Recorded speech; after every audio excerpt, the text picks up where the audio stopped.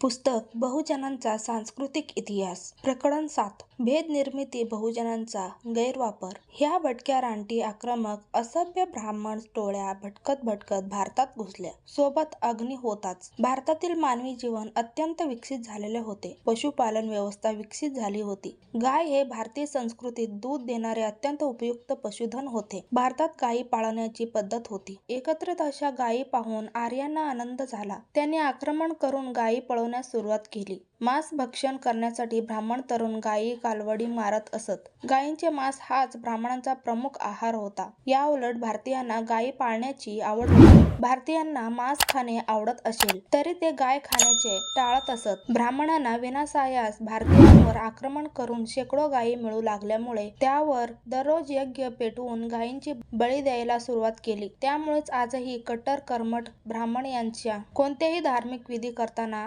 कणकेची ओल्या पिठाची गाय तयार करतात. तिला सुरीने कापतात, मारतात व नंतर अग्नीत भाजतात. आता जिवंत गाय कापणे ब्राह्मणांना शक्य नाही. त्यामुळेच ब्राह्मण समाज प्रतिकारात्मक स्वरूपात गव्हाच्या पिठाच्या कणकेची गाय तयार करून मारतात. एवढे असूनही ब्राह्मण गायी कापण्यासाठी मुसलमानांना दोष देऊन बहुजन समाजास भडकावत असतो. स्वतः गायी खातात. परदेशात स्थायिक झालेले ब्राह्मण रोजच गायीचे मांस खातात. हे सत्य आहे. कुमार केतकरने हेच सत्य परभणीच्या ब्राह्मण महाअधिवेशनात मांडले होते. ह्याच ब्राह्मणांनी वेद निर्मिती करून वैदिक धर्माची स्थापना केली. ब्राह्मण धर्म, वैदिक धर्म, धर्मग्रंथ, वेद म्हणजे भेद. याच वैदिक धर्माचे नामकरण पुढे सनातन धर्म, ब्राह्मण धर्म, हिंदू धर्म असे झाले. हिंदू हा शब्द फारसी आहे. थोडक्यात परकीय आहे.